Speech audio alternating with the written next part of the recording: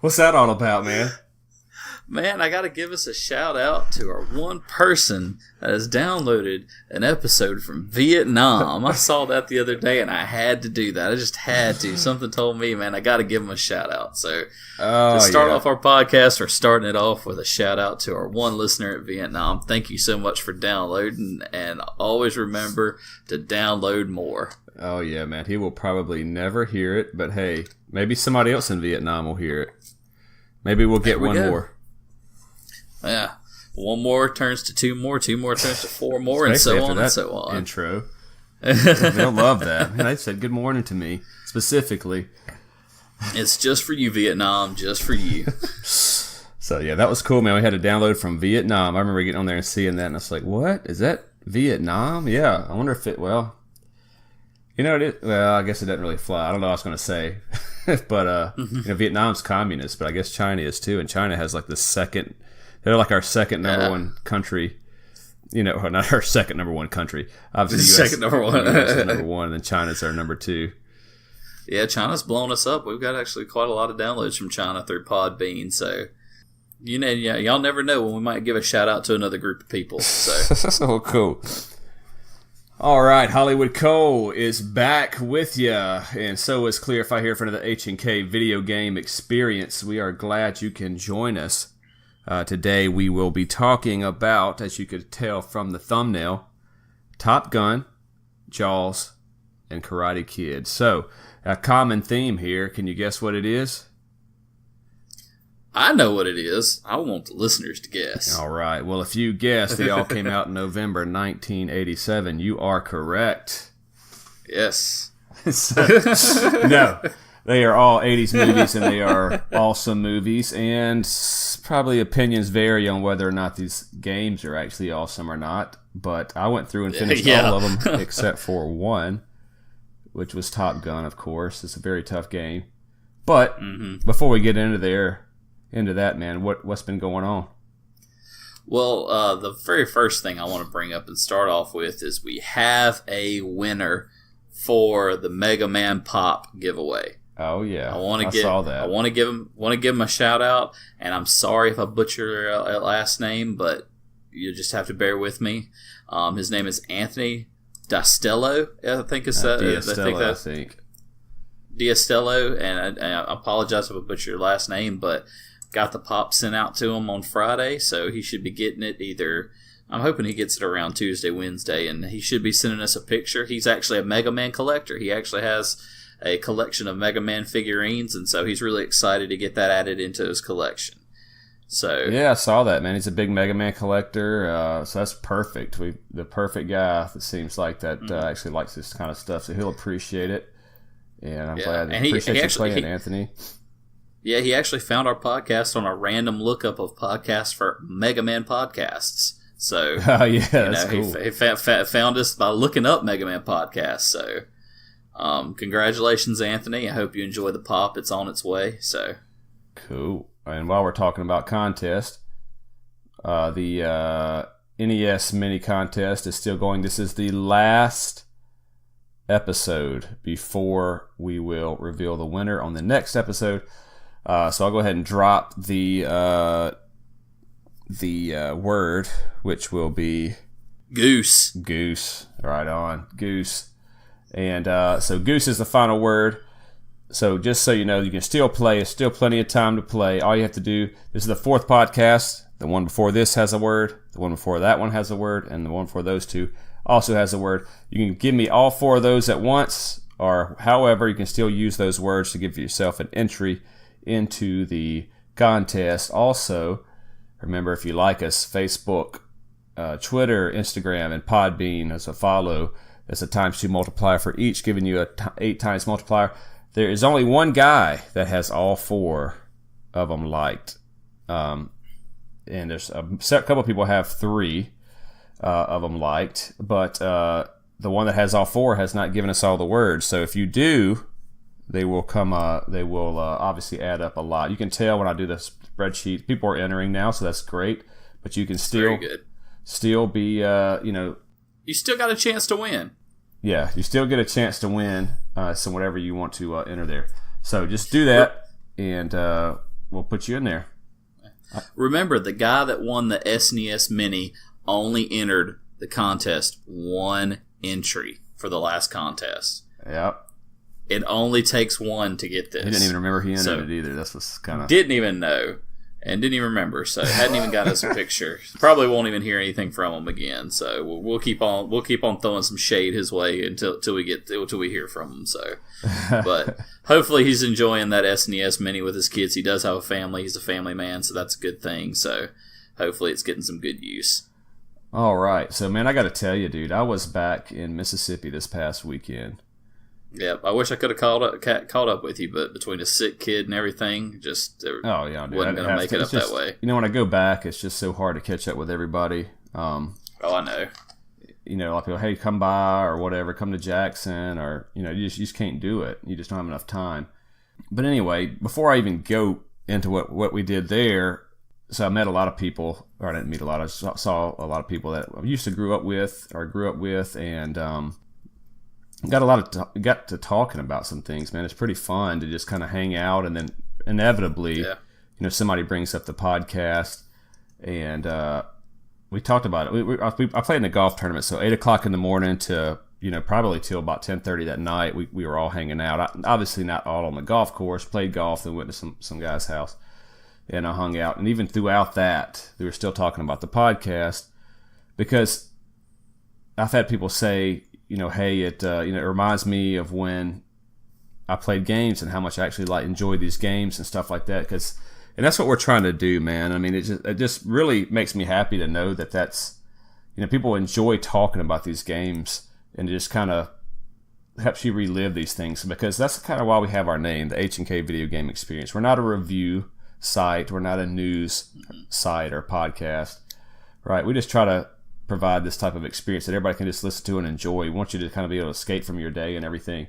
And it's a great sign, and it's a great thing when people can really just let it all out or whatever. Just kind of talk about these games with you. Yeah. When I was over there in Destin with Dre and Uncle Martin, we're talking about we're just going out to see them. I hadn't seen them in forever. They started talking about the game. So it's a common thing. I mean, the whole table's talking about video games. Half of them hadn't played them since they were 8 years old, and so they just relive that. So man, that's great. That's what we're trying to go for, man. We appreciate you guys, and I'm glad that you're enjoying it. Well, I had almost the same kind of instance happen to me as well this past weekend. My son got invited to a birthday party with from some people from the church we're going to down here in New Hebron. And so I was like, well, let's go to this thing, because it'd be a great chance for us to make some friends down here, since we're living, outside of where we used to in Brandon and moved down. And so it was really nice to sit down and just get to meet some people. Well, one of the father of the daughter that was the birthday party, he walks up to me and he says, hey man, what's this HnK stuff I see all over Facebook? And then his brother chimes in, yeah, what is this, And I tell them about it, and they get all excited about it. And it was just so nice, because it's like I'm sitting there, and in essence, two random people basically walk up to me and start asking me about HnK. And so that's great. It's great to have that. It gives me a re-energization of doing this podcast. And I finally, I'm getting to see the...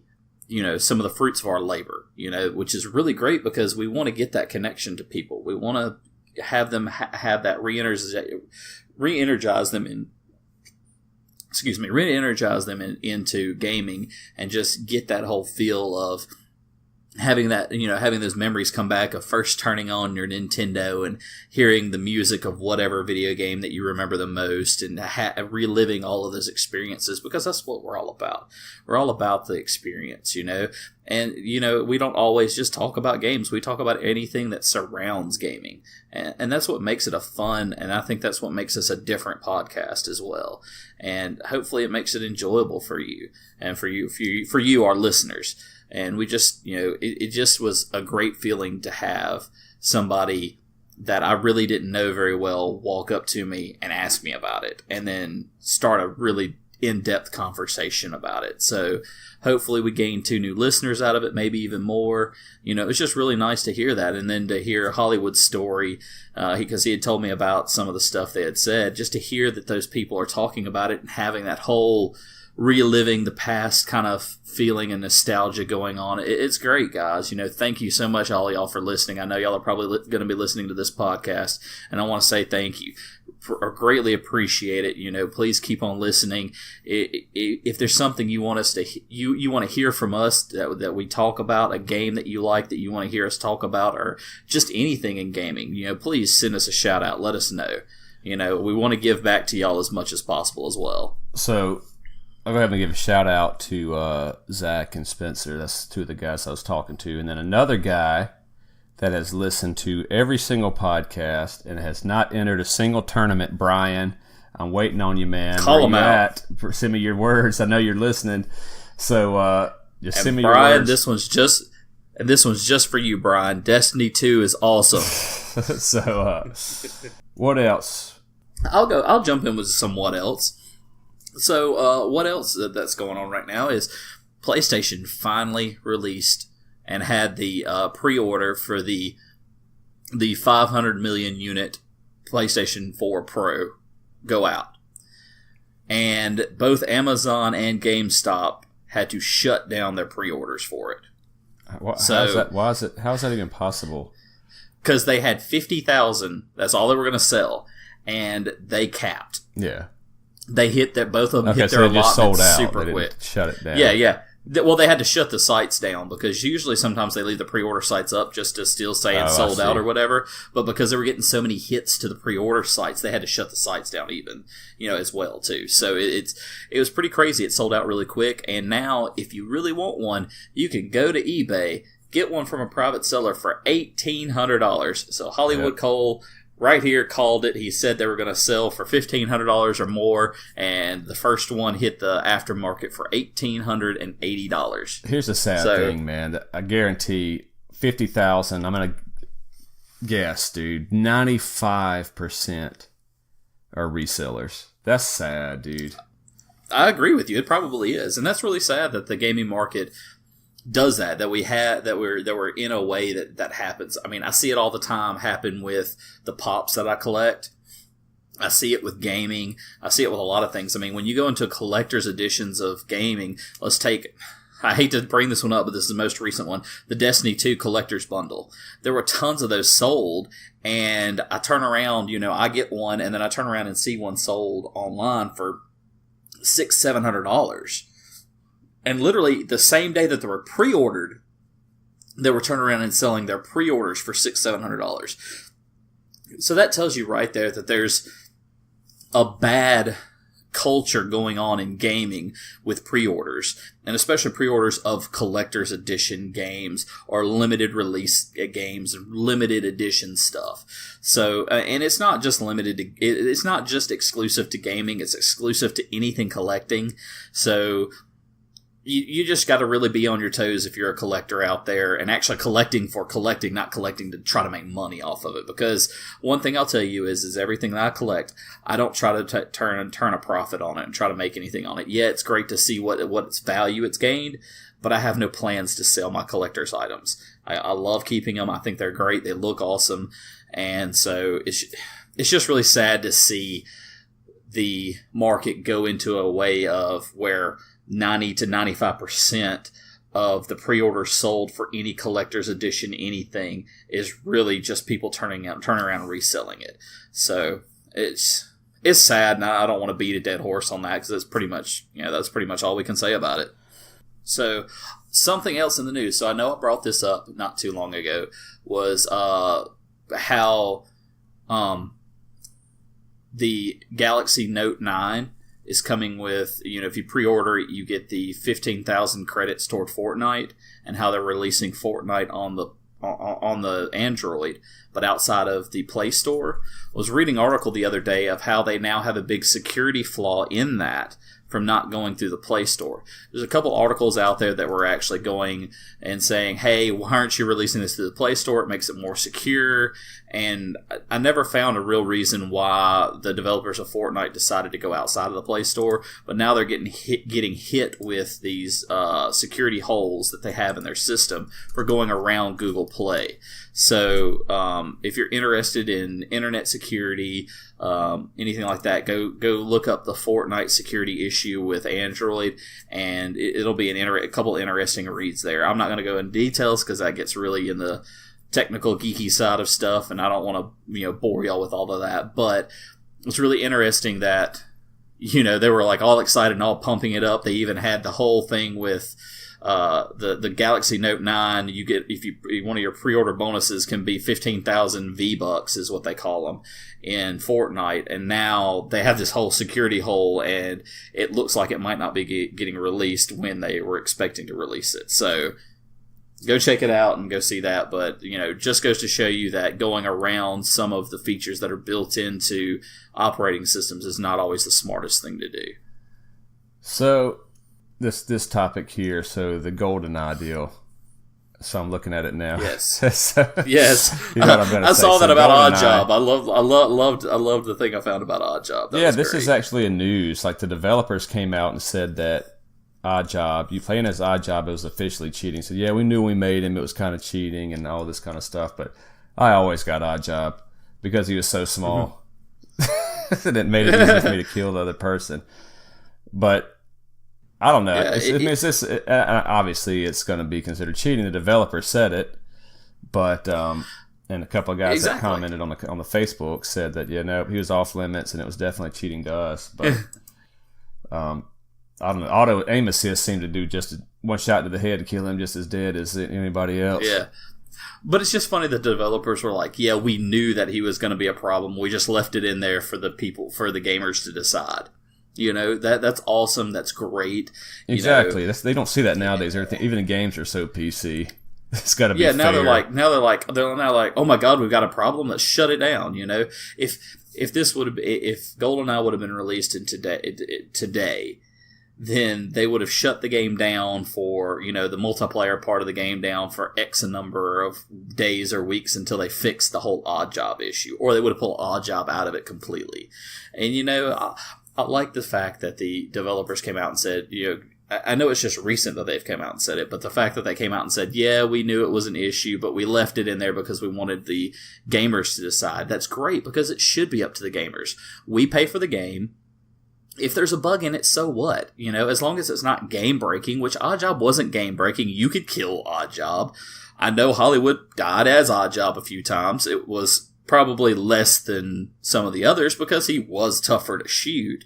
But it wasn't something that was game-breaking. And leave it in there. It's not that bad. Oddjob is shorter, so it should be harder to shoot a shorter person. You should have to aim down versus aiming level and all that.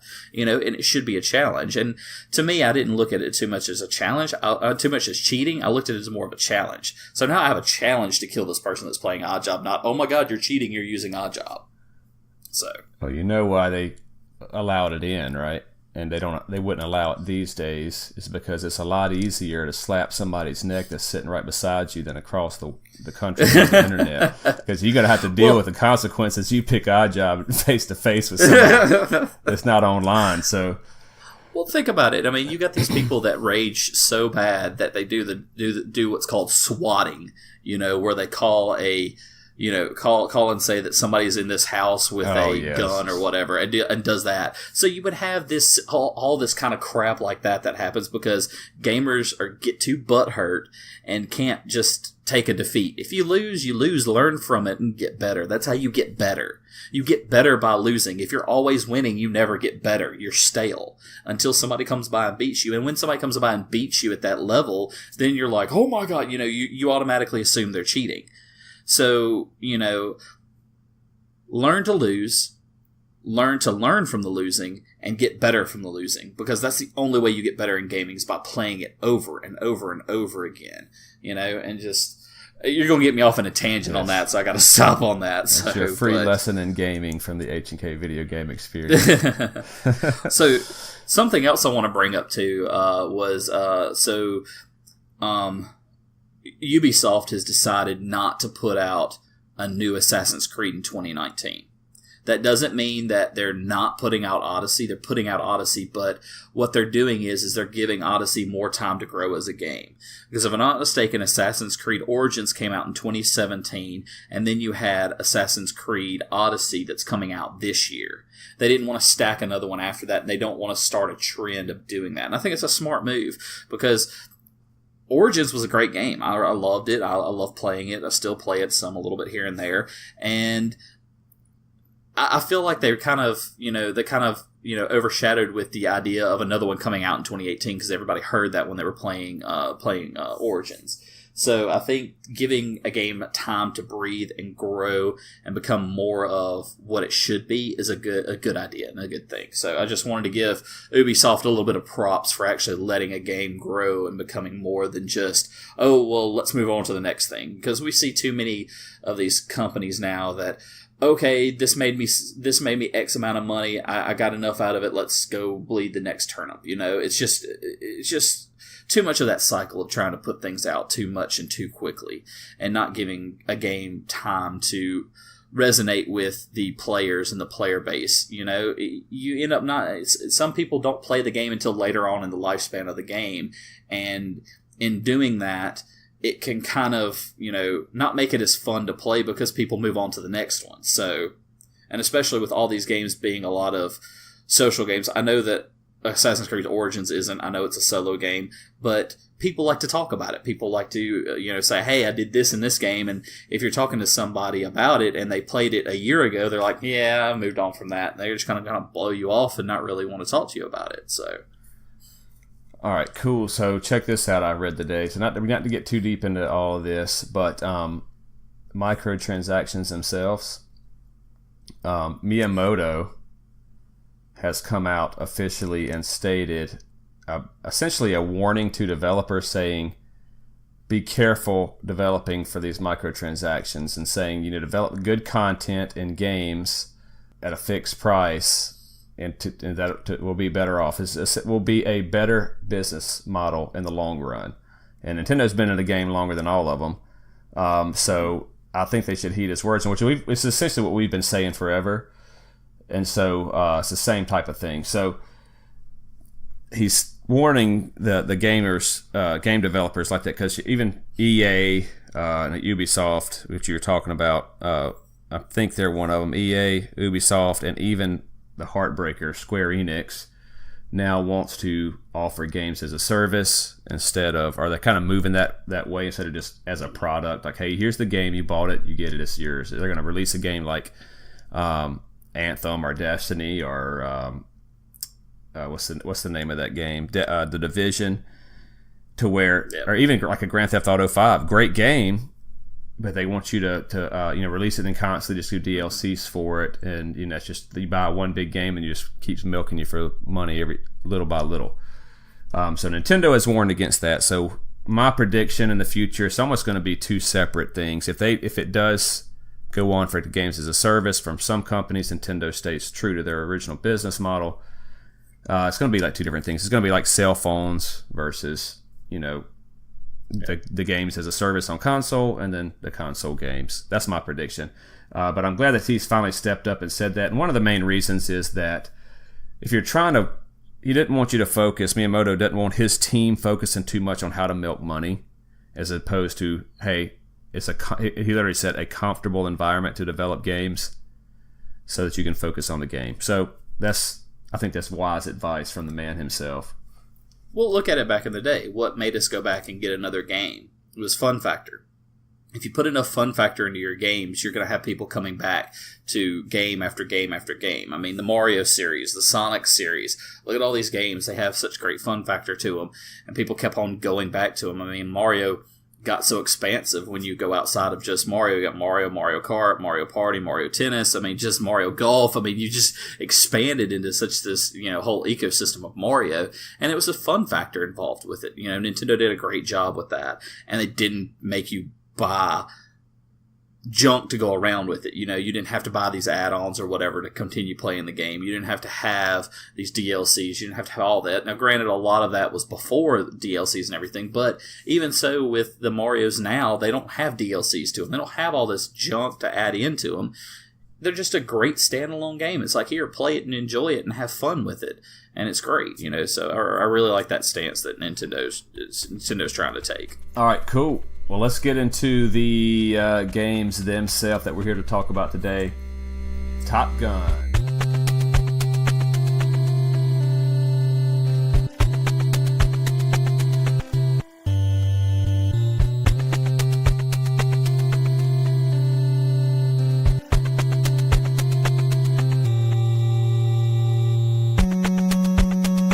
All right, cool. So what did you think about Top Gun, man? It is a pain in the butt game. Yeah? I like it. You know, back in the day, I loved it. It's one of those things that great nostalgia. I loved it. You know, it was a lot of fun to play. This game I never beat. You know, it's just a tough game. And boy, landing on the aircraft carrier, you do everything right, and you still can't do it. It was a frustrating game. But I remember spending plenty of hours on it, trying to go as far as we possibly could in that game. You know, it was definitely a tough designed game, and just it definitely was. Yeah, that's about what I can say right now on that. I know, I'm just kind of like, because it's like when I think of Top Gun, it's just like I think of all the frustration that I had with it back in the day, and just like, oh my gosh, why did they make that so tough? All right, so this is a unique thing here because obviously it was a big movie, and so it's not uncommon that game developers will make games to capitalize on the popularity of a movie. And especially back then, we didn't know any better. We thought, this is going to be Top Gun. Cool, it's going to be just as good as the movie. So everybody just kind of thought that by default.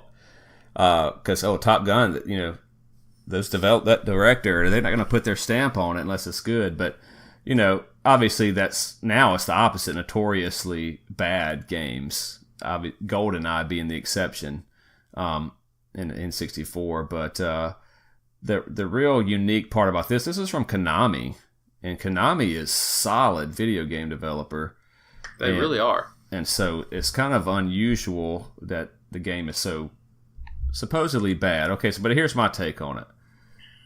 Yeah, I've never finished that game, and it is brutally difficult. And, maybe the more you play, I'm sure the more you play it, the better you get at it, just like everything else. But anyway, you start off, see the F-14 taking off from the carrier. It's a little scene, the Nintendo 8-bit scene, taking off, and then you're just flying through the clouds, and no matter how high you go or low you go, the horizon doesn't change, but your altitude cut will change. You got you're inside the jet flying around.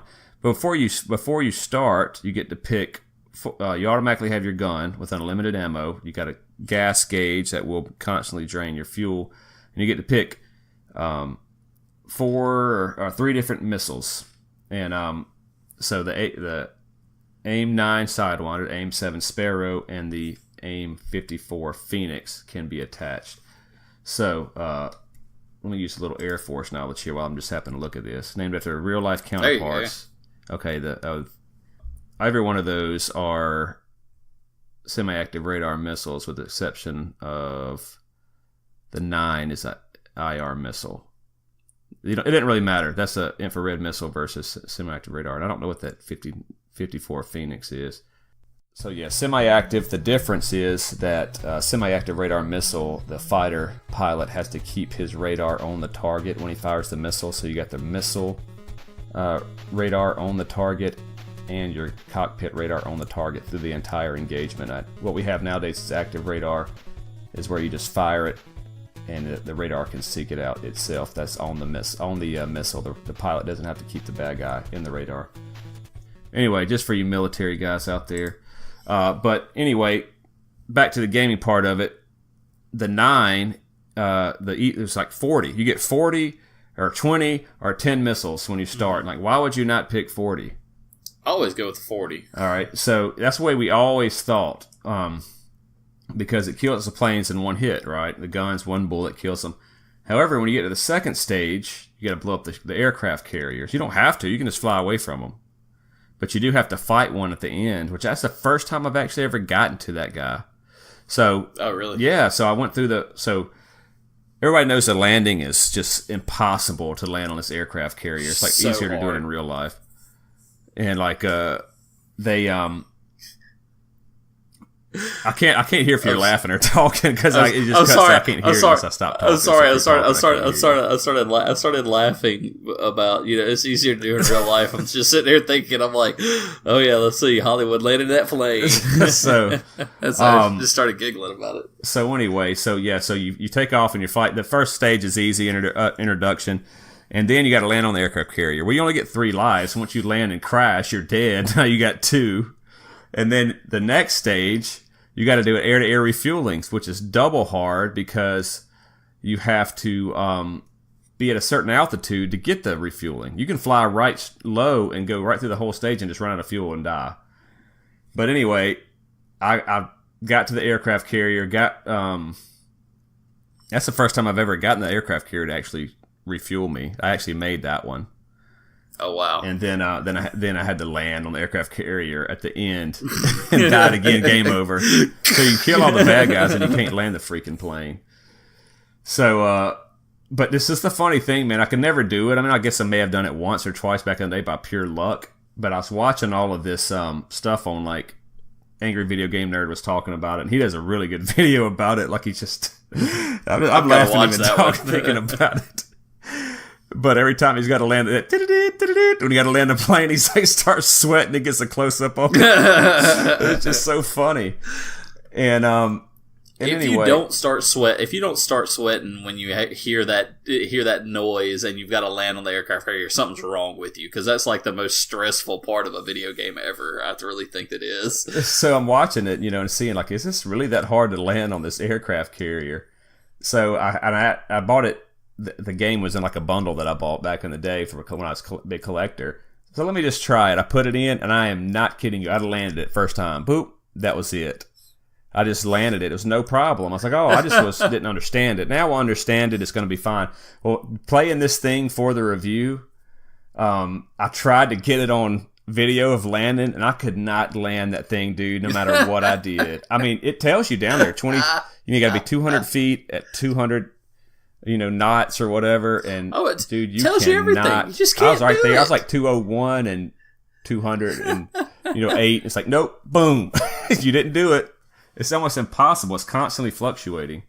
It's got to be perfect. It's like the only game that like makes you be like dead on precise perfect. I think the algorithm that they got written in the back says 200. If it's 201, you're dead. If it's 20. If it's 199, you're dead. Basically, it's got to be just those dead-on numbers. It's just crazy. Well, it's almost I've like never experienced anything that tough. It's almost like you got to be going, 200. What is that? Let me see what I got to pull it up right here. It's MLH. So I don't know what that's supposed to be, but whatever that speed is, milliliters an hour. So so anyway, like. You're just cruising along, and it's like your projection, you're going 500 or 600, and then by the time you hit the aircraft carrier, you're supposed to be 200. Well, if you get down to 200 too fast, it's almost as if that, you're projecting, it's not projecting you far enough, and you land in front of the aircraft carrier. I always overshot it when I was a kid. Now I undershoot it all the time. So, I don't know. I don't know how you do it, what the secret is. I didn't look anything up on it or whatnot, but I did look and see if there's a game GD code for like, where you can't die, just so I could see the second half of the game. There's not. I mean, when I played my playthrough on it, well, first, I'm playing it on an emulator since I don't have the game. My emulated game was jacked up, but I still was able to get through the first board. But I could not land the plane. It just couldn't do it. I was like trying to figure it out and everything. It kept on telling me too fast, too slow, up, down, left, right, all that stuff. And I'm just like, come on, what are you trying to do? Left, up, down. Yeah, it's just like, and I'm like, okay, let me adjust. I do it, and I'm like, oh my gosh. And then all of a sudden I see the little side where it does the little cutscene, your plane's coming in, and it goes right in front of the aircraft carrier. I'm like, oh my gosh. And just shake my head. And what makes it so bad is you die, but it says you completed the stage. Yeah. And so I'm kind of like, if I died before I completed the stage, how in the world is the stage completed? Nobody would ever see stage 2 if you did. Exactly, nobody would. You would never, because it's just like, it was a miracle. I remember the few times I saw somebody land it, and we just thought that was like the coolest thing ever, just going nuts, when we were kids. It's just, oh my gosh, that game brings back memories of nothing but pure stress, because it's like, nobody could land the plane. So check this out. I didn't know this. So it has 4 levels. Okay, so the first one, so it's a training mission. Is the first mission. A second mission, you go after the enemy aircraft carrier, and those missiles do count. The more missiles you got, the less power it is, and it tells you. Second one or third one is an enemy base, and finally an enemy space shuttle you go after. But I didn't know this. This is in North America, November 1987. It actually came out before the Japanese release, a month before, which is different. I guess just because of the movie. But one of the first games has 2 separate endings. So, oh, really? Yeah, so I'm reading it. So a player loses but achieves a minimum score of 50,000 points, still shot down. A steel shot is shown of the player being presented the Top Gun plaque that was awarded to Iceman in the film.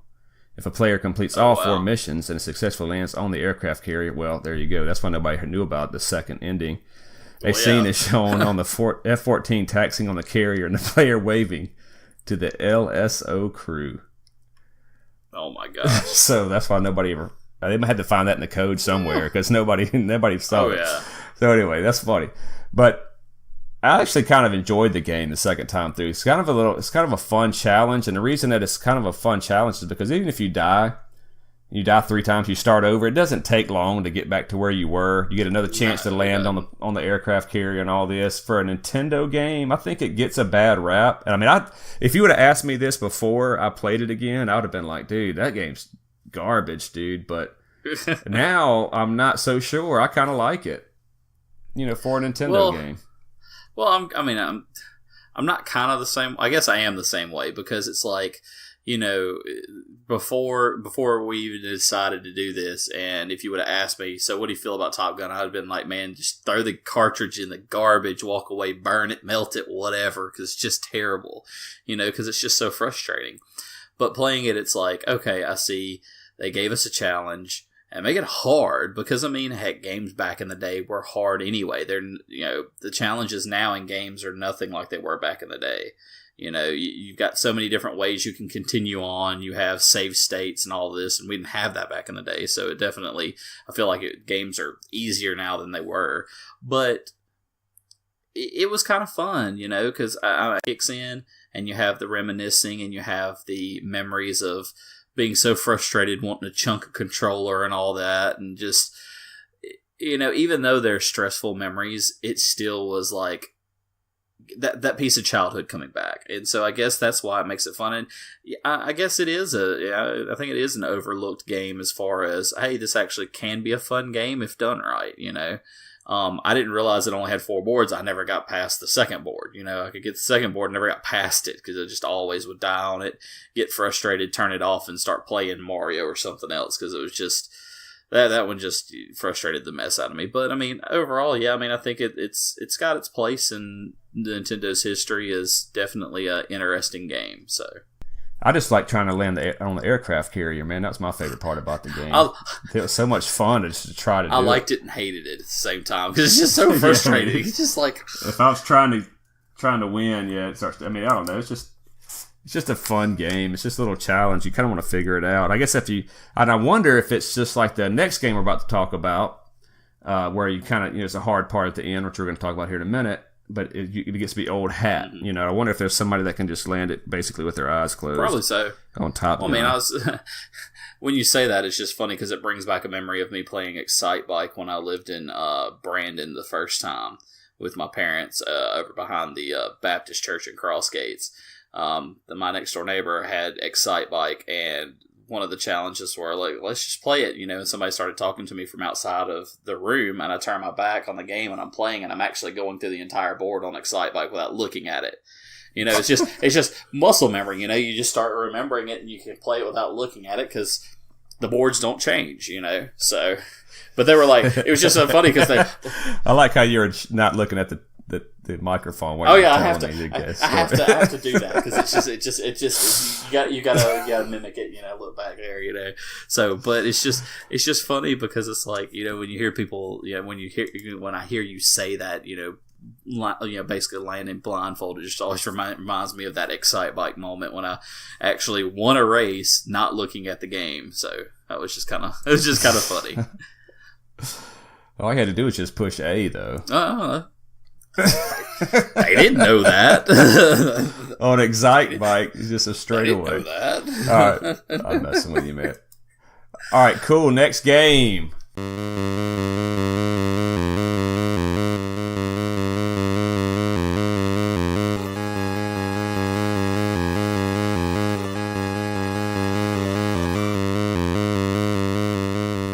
Jaws. Oh God, that's another frustrator for me.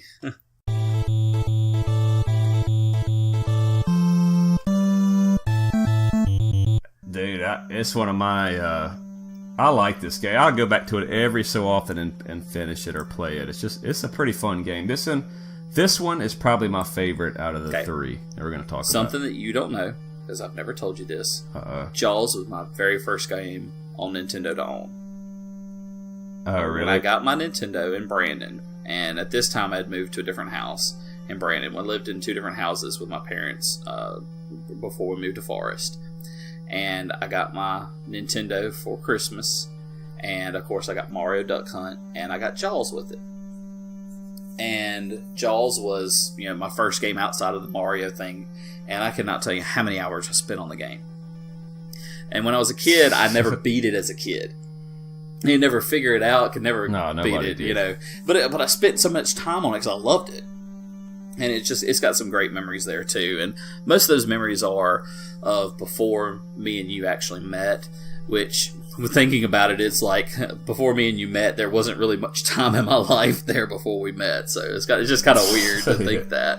So, but I like Jaws. I actually think it's one of the best movie video games out there. So. Well, it's made by LJN, who's notorious, supposedly, for bad games. So, again, I keep jumping back to Angry Video Game Nerd. So, by the way, if I keep mentioning that, that's what kind of, watching his shows kind of got me back into this whole collecting and remembering, kind of like, just remembering, that I liked games and stuff. And so, well, that's cool. I mean, how much are they? Oh, it's like $4 or $5 for, like, Jaws. I can just own the actual cartridge, and go play it again.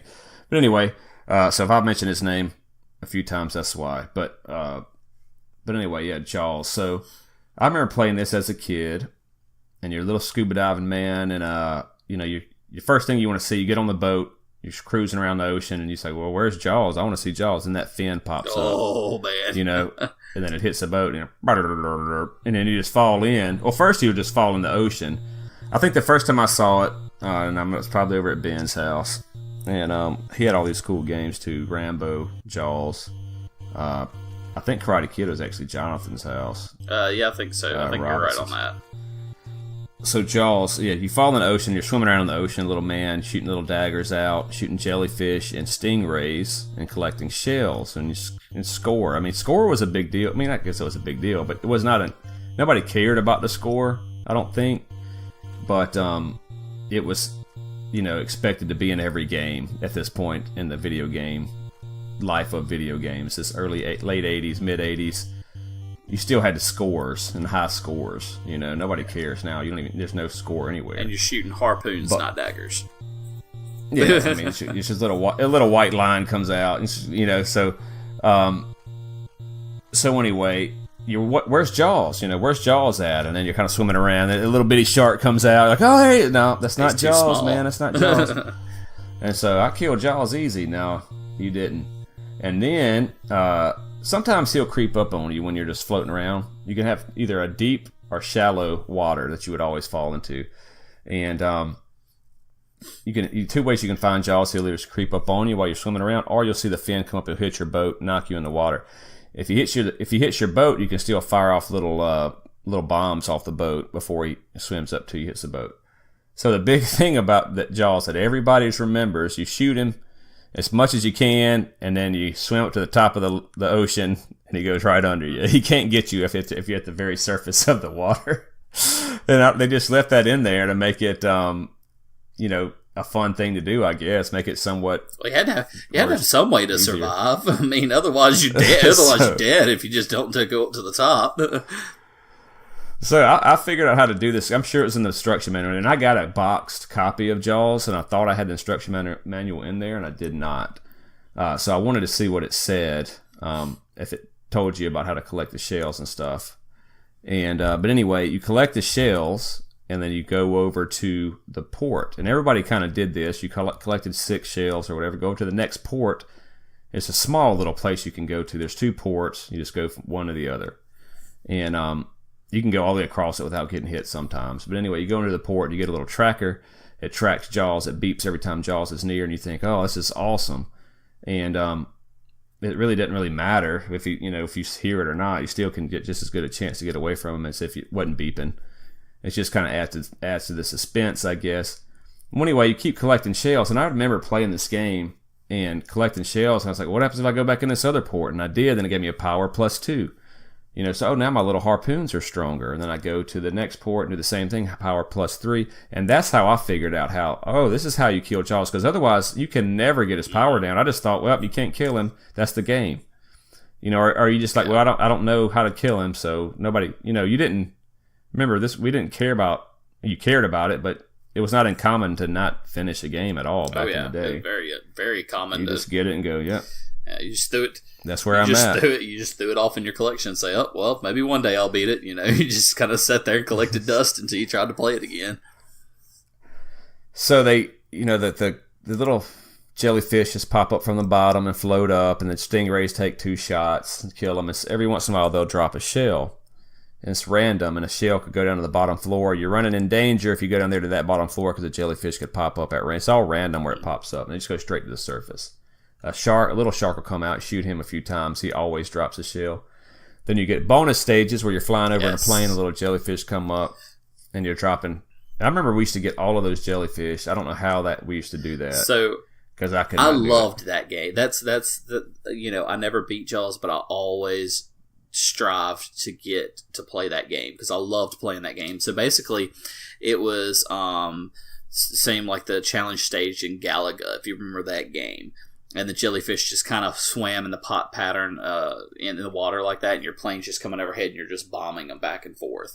And so I loved doing that. I spent so much time going there, and you triggered it by killing a specific number of smaller sharks. And I forget how many smaller sharks you had to kill to trigger it, but I think it just happens after like 3 it's like every 3 smaller sharks you kill, you go into the bonus game. But it is. Well, it doesn't matter how many smaller sharks you kill is what I'm saying. It's just whenever you fall in. No. It was a specific number of smaller sharks you had to kill to trigger it. You had to trigger that bonus. Well, some of the stage you go in and it's a bunch of small sharks, nothing but sharks in there.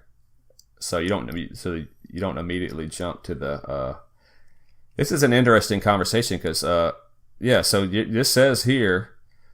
Killing a specific number of smaller sharks will trigger a bonus. This is on Wikipedia, granted. Yeah. But I didn't ever. You will still go to the bonus stages, the first one, without killing a smaller shark. It's like three drops in. Yeah, I don't. Yeah. I'm interesting. I'm gonna try that out. This is one of those things that without digesting the code, because I'm gonna talk another part about this gameplay here in a minute that I couldn't find anywhere online about certain things that change and people just don't know. So yeah, I guess we got to go with that. Yeah. So.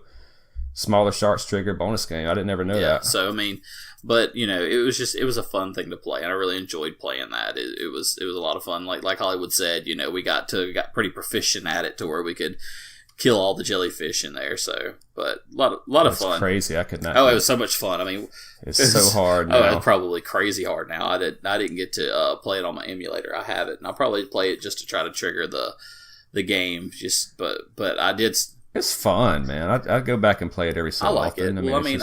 I need. Takes like 10 minutes. You can finish. Oh yeah, there's little tricks that you can get to pull him up. To bring Jaws up quick and kill him quick. So. So one of the things I was talking about that I couldn't find online is that the enemies kind of get tougher.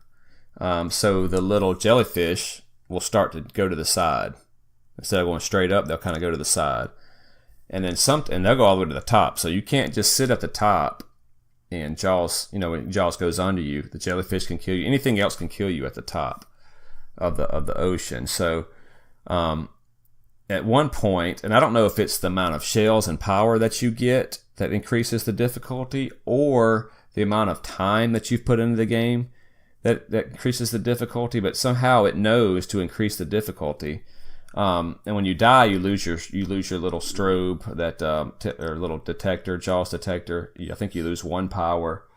So if you're at 6 power, you lose, go back down to 5. But the difficulty didn't change. Mm-hmm. So I remember fighting Jaws a few times, and then all 3 of the jellyfish would come up. There can only be 3 enemies on the screen, not counting Jaws at one time. So. Like that time I had 3 sharks, I just let them keep going back and forth. I was like, no need to kill them. Yeah. But anyway, so I don't know what causes that. I couldn't find it online. And here's another thing that it said online is that, which I know this to be true to some degree, when you're on your boat and you wreck close to land, then you will be in a shallow area, and then if you are further out in the ocean, it's a deeper area, right? Well, I kept my boat in one place because I was just waiting for Jaws to hit it because I didn't want to hit anything else. I just had my Power 5. I was just waiting for Jaws. He hit it one time, and it was deep. Came back to the surface, didn't move, hit it again, and it was shallow. So I was like, wow, is this just random or what? So maybe it was just like a little glitch, but I don't know. Maybe I was close enough to where it's right on that borderline where the game couldn't tell. But I don't know. It's just weird like that. But it's just little 8-bit programming. Well, something else that I thought was cool too is once you get there ready to kill Jaws and get to that final part, and you're in the boat trying to hit him or whatnot, that his movement is all random. It's not like patterned, because a lot of the times in gaming you have patterns. It's like, okay, this guy, especially like playing some of the games we play now, that this boss is going to do this at this time, at this health level, this is going to happen. It's got a complete pattern to it. Jaws was completely random. He would make movements backwards, forward, and side to side, and you wouldn't know. It just was randomized. And I think that was what gave it more of a challenge and actually, made it a fun game, in my opinion. So before I get into that final stage, there's one more thing. There's a submarine that you can get in the game.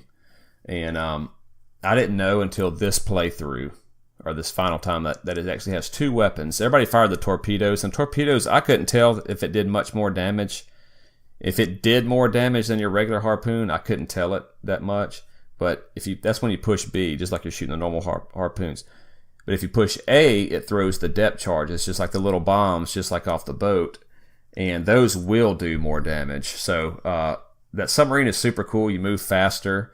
The only problem is you can't go to the top of the ocean and Jaws swim under you. Jaws will knock you out of the submarine.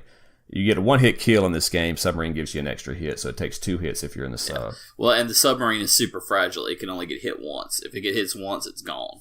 Oh, that's what I mean. Yeah, and then if you get hit again. Yeah, it basically gives you an overshield or whatever. Overshield with some extra little weapons or whatever.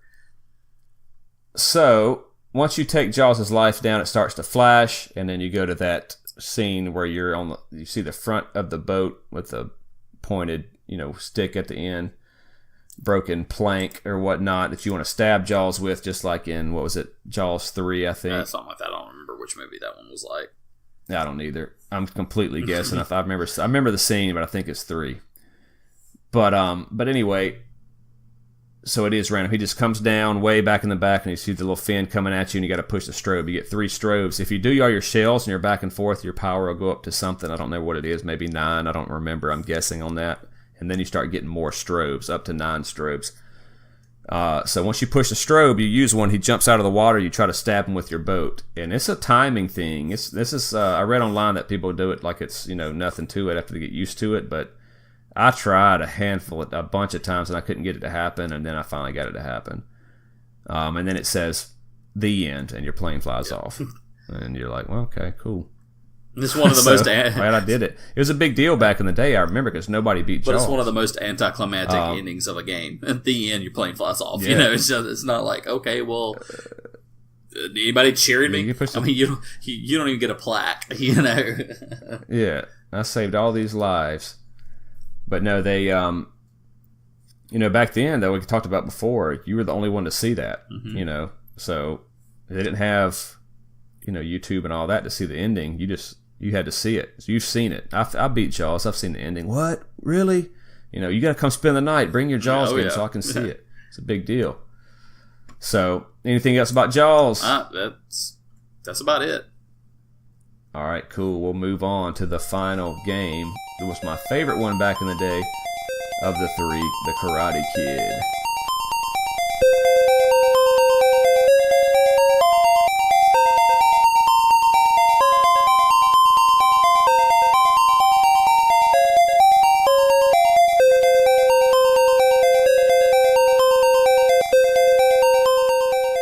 Alright, the Karate Kid is my least favorite of the three now. Really? Yeah. I mean, it has so I'll say it this way. It's my least favorite of the three that I played during this playthrough. Mm-hmm. I didn't enjoy it as much as the other ones, and I went straight through it. I've finished it before. And it's an LJN game. And it's got a charm, and of course the nostalgia and all that. I love playing the game every so often. I actually went and bought this game at the retro game store. It's like $9 to just to play it for this review. And it has that nostalgic charm to it. But if I'm just being straight, objective toward it, then I don't think I liked it as much as the other two this time around. Well, I mean, I played it a little myself too. I didn't beat it when I did the playthrough for this. I just wanted to get the feel of it and have the reminiscing. But it was like, I don't know. I mean, I kind of enjoyed that, actually. I think I enjoyed it a little bit more than what I remember enjoying it as a kid. I think it was actually kind of fun. So yeah, I'm not sure there's a lot of people. I'm not saying it's not fun. I'm just saying I didn't enjoy it as much as the other two this time. And again, if you would have asked me which one do you think you're going to like, the order would have been Karate Kid, Jaws, and Top Gun. And right now it's Jaws, Top Gun, Karate Kid. Mm-hmm. After this playthrough, this just making it. Who knows why? I don't know why. I probably would have said mood I was feeling while I was playing them. Probably would have said the same order too before this podcast is Karate Kid, Jaws, and Top Gun. But I actually would probably put. Heck, I'd probably still keep Karate Kid up there. Heck, I'd probably even still keep the same order, actually. Yeah. That's just kind of me, I actually, kind of enjoyed that, so. Well, 4 stages on this one. So Daniel LaRusso, of course, fighting in the All-Valley Karate Tournament from the first Karate Kid. And you just go up and just kick them. Pop, pop, pop. That's all you do. Push forward and kick. Just kick. And you're going to get through Oh, yeah. Just kick. So he's just rocking them. Oh yeah, it was so funny because I sit there playing it, doing my playthrough. I'm like, oh yeah, I remember this. Just kick. Just move forward and kick. Pop, pop. Just bouncing them. Poof, poof. They just don't even hit the ground. And you hear that every time they bump into each other. All right, level 2. He's going through Okinawa now from Part 2, Karate Kid Part 2, and so I gotta say though that the biggest. I don't know if I want to get into. I'll get into this part in a second. But you're bouncing around. If you touch something, it throws you across. Pushes you back. Yeah. Left or right. If you bump into them, so you're bumping into them and it throws you back. But people tend to I'm getting destroyed, but it really didn't even hurt your life. There's no life that is hurt just by bumping into somebody. They got to kick you or punch you or whatever. It looks like it's taking life away from you because the way you react the exact same way. But anyway, you're running through there. You get the C and D symbols for crane kick and drum punches, right? Because the crane kick is it's a little bit more powerful kick. The drum punch is a little bit more powerful. I like the way they did that, but man, the overall controls of this game are complete trash. It definitely trash controls. I agree with you on that. That's what killed it for me. It was definitely complete trash. Playthrough. But I mean, my whole thing of the stress of not being able to land the plane on the stupid deck is what is what makes this game better for me, because I actually can get through this game versus not being able to finish a game. So but it's just different challenge. It is. I like the game because I actually liked all the little side quest things that you did on this, or the side missions. Well, before you get into that, hold on, I got to talk about this controls for a second and why it's so frustrating.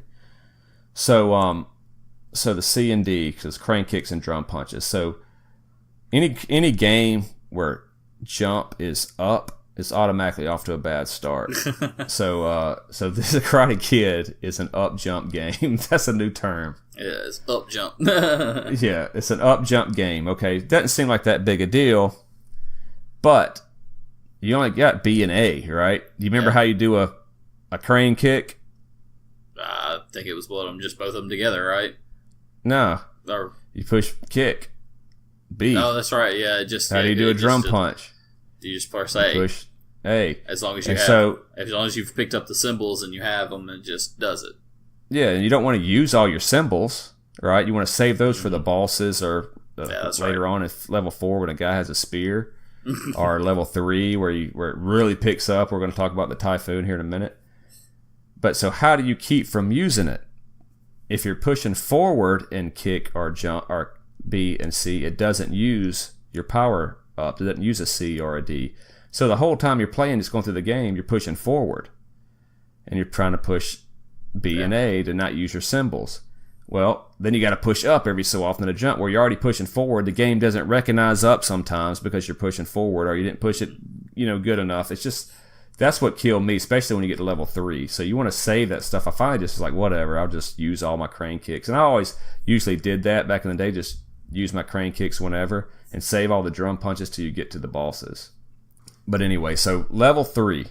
This is when it really ramps up, and now we're going to get into the bonus stages here in a minute. I know you want to talk about the bonus stages. Let me just hit these. Let's go ahead. Let's do that. So level 3 is the Typhoon. This is where, as far as I could get back in the day, I mean, I did finish it, but this is like pretty much everybody's first real wall they hit in the game. The Typhoon, remember I just told you how hard it is to push up when you're pushing forward. Well, this stage, the wind blows you back the entire time, so you're having to push forward you have to push it down even harder. No, you just have to, make sure you're moving forward, and your jumps are even more precise because you not only get hit and knocked back and kicked off into the water, you can not jump enough, not jump at the precise time and fall in the water. And everybody always got to that part on level 3 to where you got to jump over these death holes, right? Death pits. So, and we were perfectly cool with that, man. I'd play all the way up to that point and go, yep, it's a hard part. Oh, well, I'll start over after I die. Oh, yeah. But once you get to the end of this guy, there's a big, the Typhoon is from Karate Kid 2. And you get to the very end, and then you got to get up to the pole to save a girl that's caught in the Typhoon at the top of this, like, bell tower thing. And then the bad guy pops out, Chosen, and you just ignore him. You just keep climbing up the pole and get the girl. She did. I don't think anybody's ever fought him ever. Probably not. There's no need to. And then finally, stage 4 is the festival after the Typhoon, and he wears a new outfit with a red gi, which is really cool. Back in the day, I thought it was really cool. Now they require 2 hits to be felled. The enemies do, and they also have spears. And this is when you need those crane kicks, because those spear guys are hard to kill with normal kicks. And if you're standing on a ledge and something's under you, dude, you can't do anything about it. You can kneel down and try to do a sweep, but man, it's almost impossible.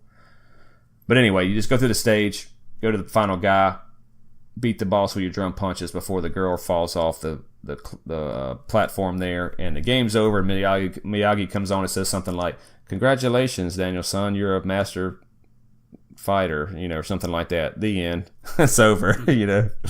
So anyway, throughout this whole time, you got your life bar, of course. Picking up a C and D helps your life, but you can do bonus stages, which is what everybody remembers about the Karate Kid. The graphics were awesome, and they were cool. And what did you think about those stages? That was kind of like the whole thing with Jaws and doing the bonus stage on there. This is probably what I loved doing the most, was trying to do the bonus stages.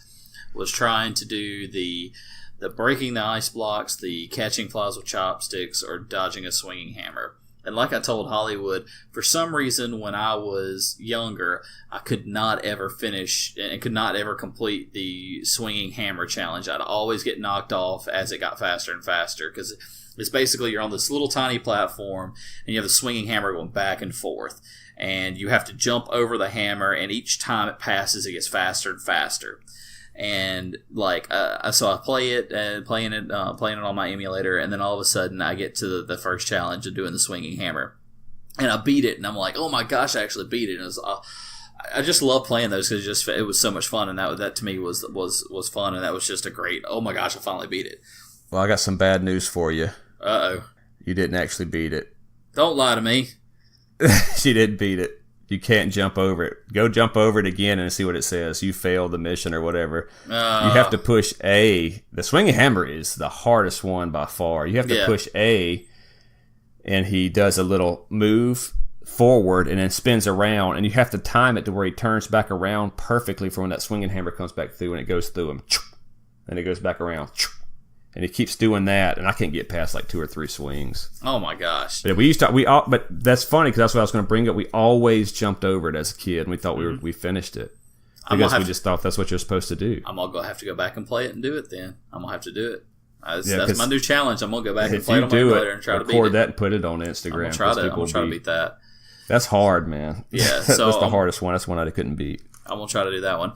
And then the breaking on ice blocks. That one, I don't remember how to do it, and I didn't get to it on the playthrough here. I just didn't have time to get to that one. But I remember as a kid playing it and thinking that to me, that one was the one that I could always complete back in the day.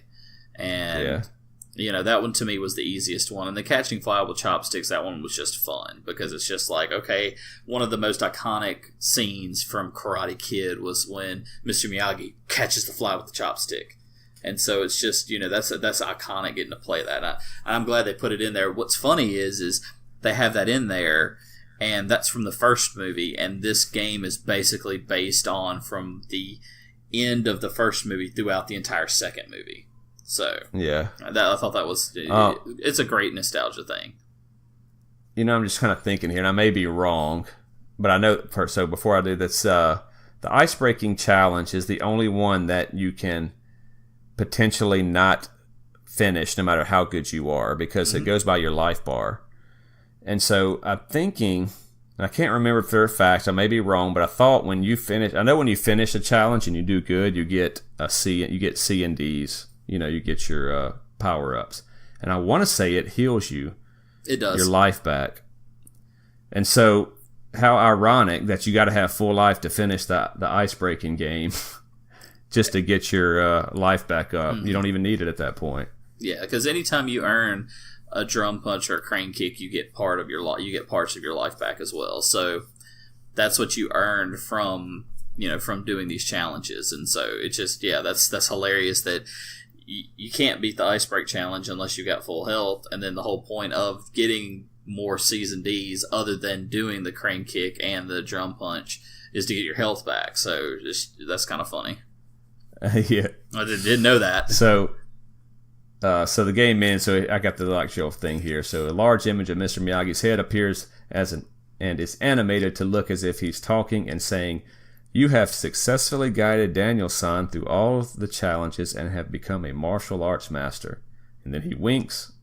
I tried to get a picture of it for Instagram, and then it went to the end. So it's quick. Yeah, it's quick. So, but anyway, so I had a good time playing through these games again, man, and I liked them because it was just they're pretty quick. You can go through them and finish them. Well, quickly. I'm so glad that we decided to do this because getting to go back and play those games just brought back, it brings back the nostalgia again. It was just that they were fun.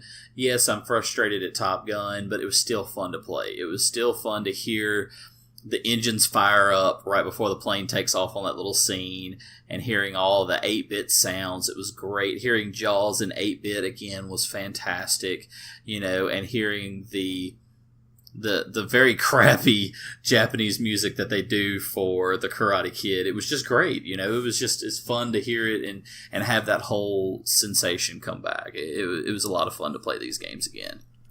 Not only are these like legendary movies, So, when we were kids, especially like the Karate Kid. I mean, I guess I didn't really watch Jaws, or I certainly didn't appreciate it when I was a kid, or even Top Gun. So I guess my what I'm about to say don't really hold water, but I guess just Karate Kid itself. I mean, everybody wanted to be like Karate Kid, and they did the crane kick. It's the one move that just ended everybody. Oh yeah. If he did the crane kick, and he's like, dude, I got to learn that. I remember kids on the playground, just like they got in a fight, they just pull up the crane kick, like that's just going to save them, because Karate Kid did it.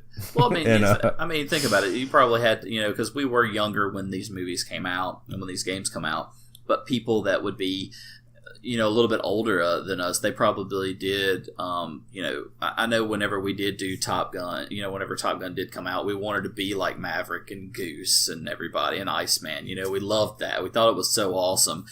Somebody wanted to be one of those characters at all times. And so I really feel like that. I mean, when I play Top Gun, I have that whole, I remember the movie and everything come back. I think it's just the way that they designed it is just designed to make you think about all that. And then Jaws, he was the quintessential bad guy fish. He's got the shark coming at this guy, chasing him constantly. You've got to save the swimmers. I mean, me and you were both lifeguards at one time, so it's just kind of like one of those things where, you have that feel of, okay, we got to save the people, the swimmers, because Jaws was always attacking the swimmers or attacking something, so attacking some type of people in some circumstance. So it was just, another, be the hero, save the day. And that's kind of how it was with all three of the games. You're put in a position to be the hero and save the day. And I really think that type of formula of game, especially back then, was a really big popular thing. I mean, especially look at the movies. It's always was centered around even, Jaws is on the edge of a quasi-horror movie because of the way that it happens. It's a very violent, very gory movie. But you have the hero, the guy that kills Jaws. Top Gun, you have Maverick. He's the one that saves the day eventually. Was Maverick, right?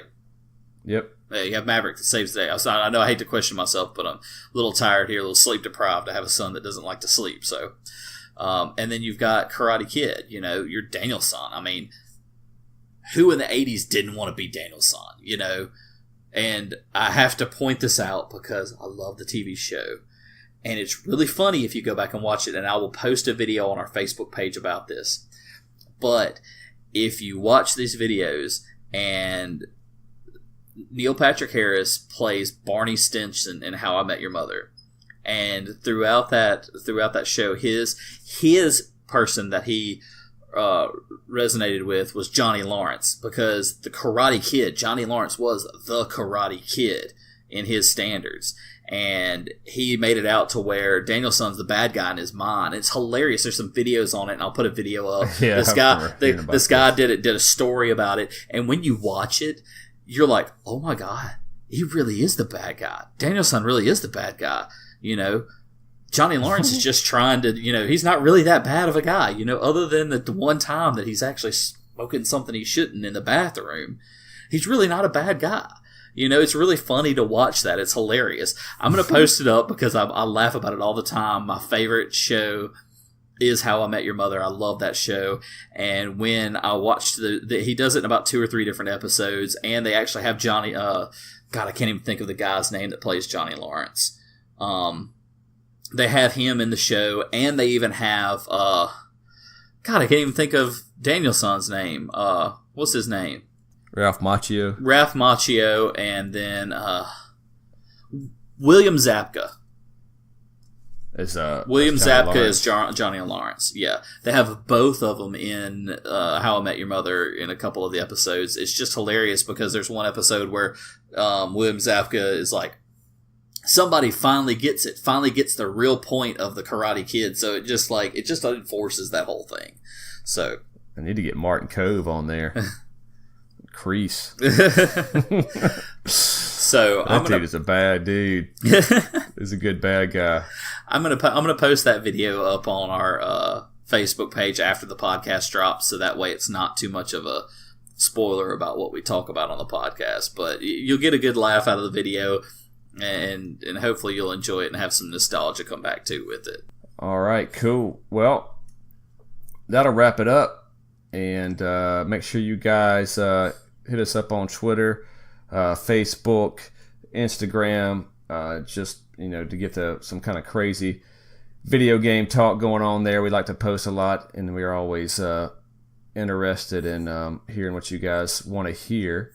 So if you have any recommendations for any games that you want to be talked about, or just to even if we hadn't played them before, we'll play them and check them out and give you our thoughts. But follow us there just to participate in that, and don't forget to send the word of the day, which was goose, for this episode. That'll wrap up all 4 of the words, and we will do a random selection on the next podcast. I'll do it live on the show. What I do is just literally go to Google and then put random number, and I'll look at the little Excel spreadsheet that have 1 through 150. I'll just type a random number, it'll pull up, and then I'll get it. And also, what I do, which I guess it doesn't matter, it doesn't increase or decrease your odds, but some people will hit me with the word. I'll give them their votes, and then they'll come back, a week later with the second word, and wherever I'm at in the sheet, I'll put a new line for them. So then maybe they got like 4, one that's like 5 through 10 or 5 through 9, and another one that might be like 18 through 22 or something, or 21. So your numbers aren't stacked. So if you I don't stack them. So you've got you kind of spread your name out, and that's actually pretty good. You get a better chance of hitting a random as well for that. Well, if you hit me with if you give me all of them, I'll just load them up. I'll stack them all. I mean, seems like it's better, but it's still, the odds are you still got 20 and 100. Exactly. You still have the same odds. It's not anything different. It just kind of spreads your chances out around in different numbers. That's all it really does. It just makes you feel better. Oh yeah, well, it makes me feel better. So, well, cool. We appreciate you guys listening, and that's it. Take care. Peace out, Vietnam.